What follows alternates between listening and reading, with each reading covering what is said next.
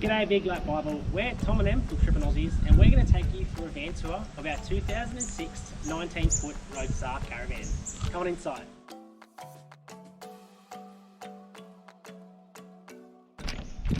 Hi, welcome to our home, come on in.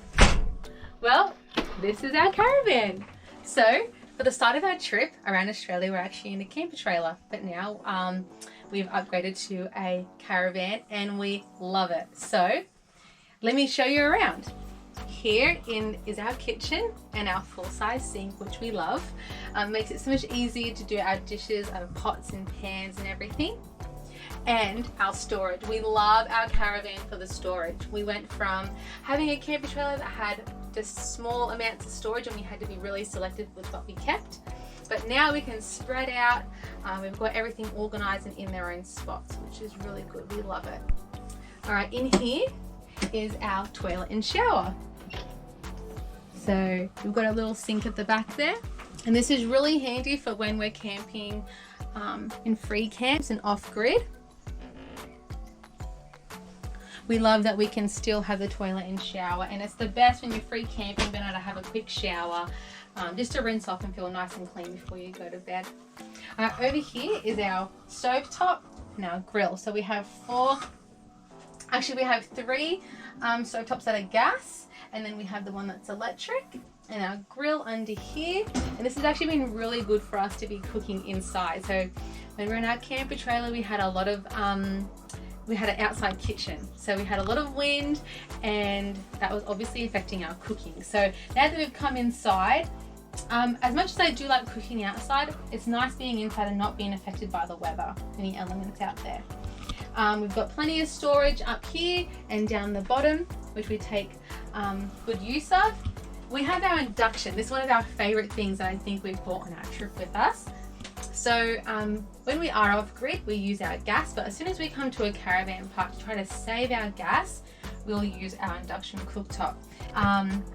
We've got this, it's got plenty of different options as well, so we can actually plug it into our inverter and use it on our inverter if we aren't on 240. But this is something that we use when we're at a caravan park, mainly to save on the gas, and we can heat up a kettle and it boils really quickly. All right, and next is our fridge, and I'm going to let Tom chat about that. All right guys, continue on with this van tour.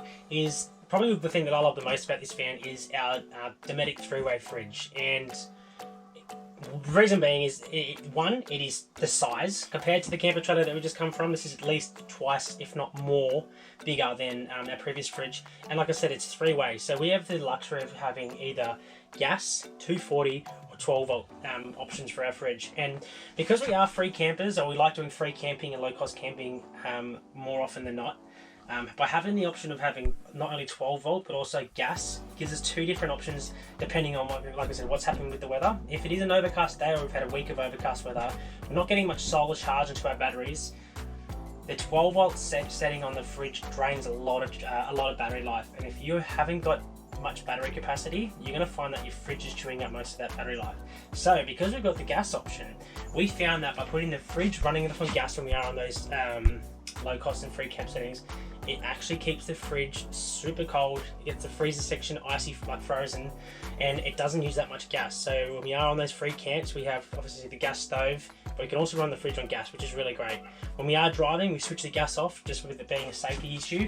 Chuck it on the 12 volt, sorry, and but because we've got the DC to DC charger and it's getting alternator charge from the car into the van, the 12 volt setting runs the fridge very well.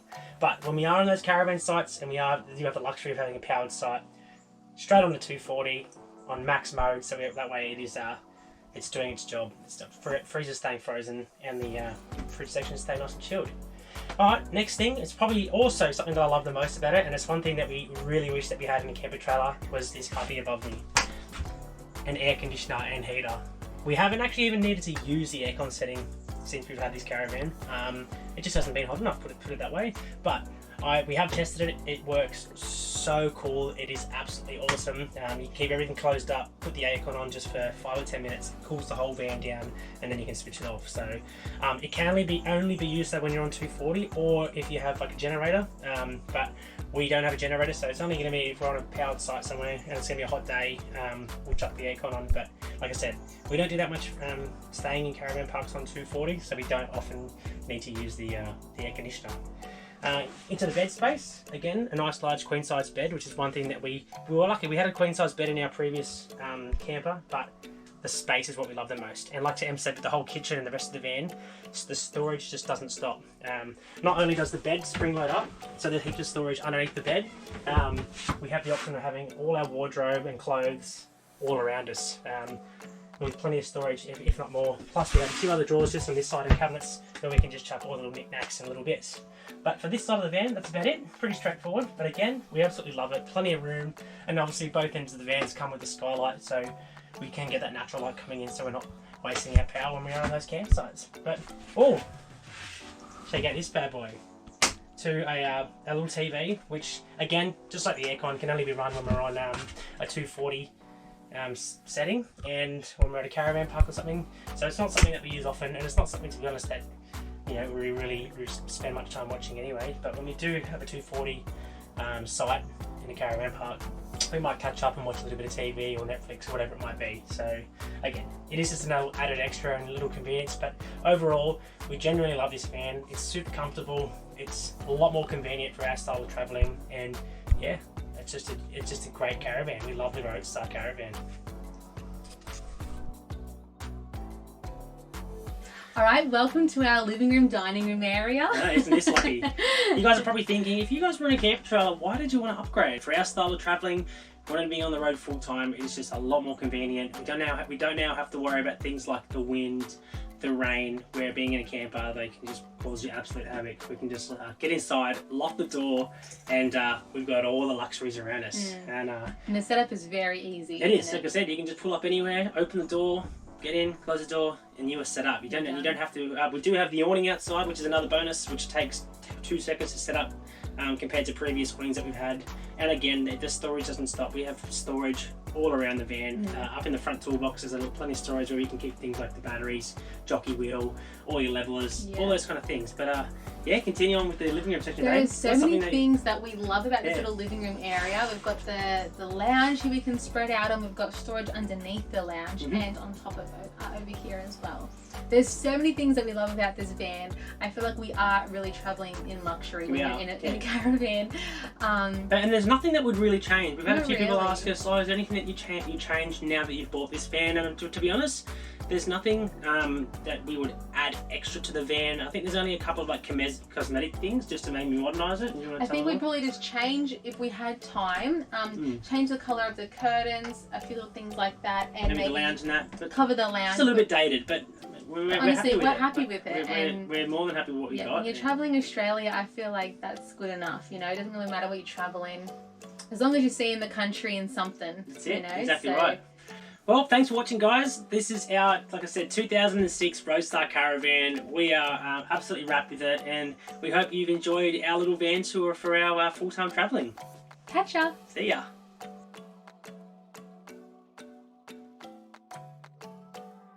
Alright guys, well I thought I'd quickly bring you outside and just show you a few of the things on the outside of the Roadstar van that we really enjoy and like. And starting off with the suspension.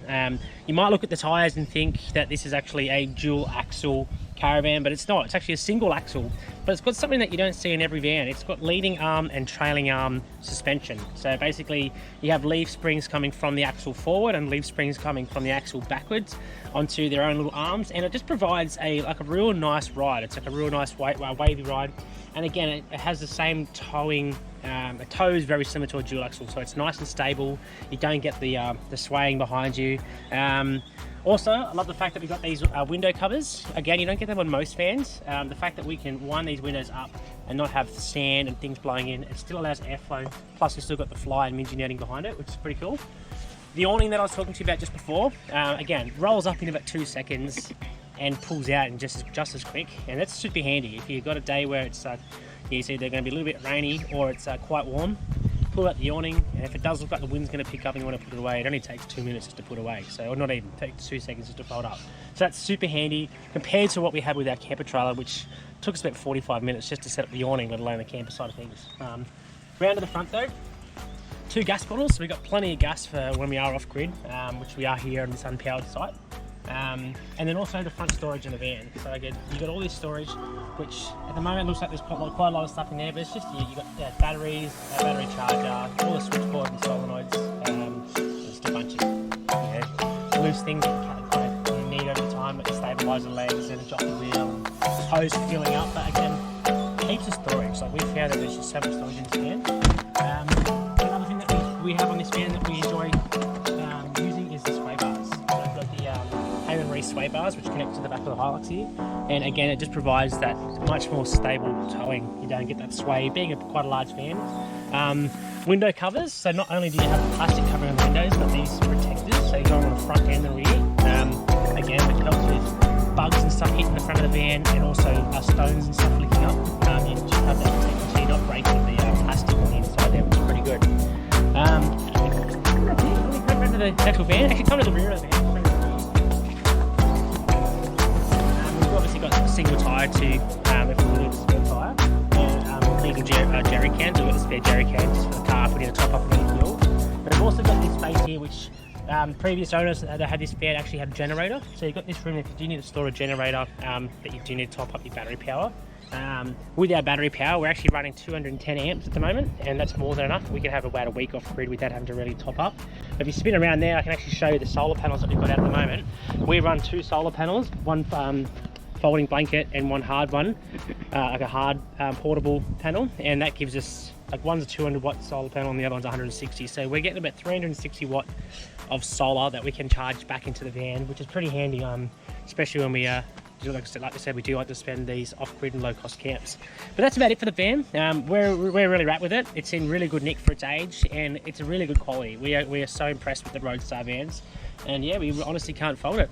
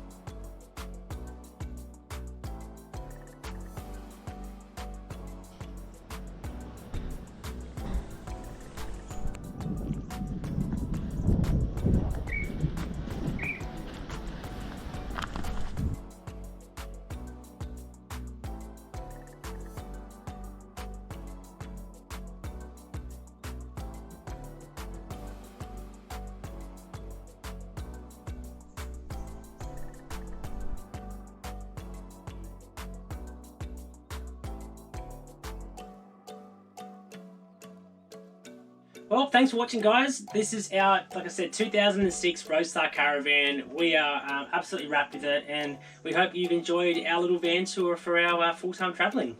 Catch ya! See ya!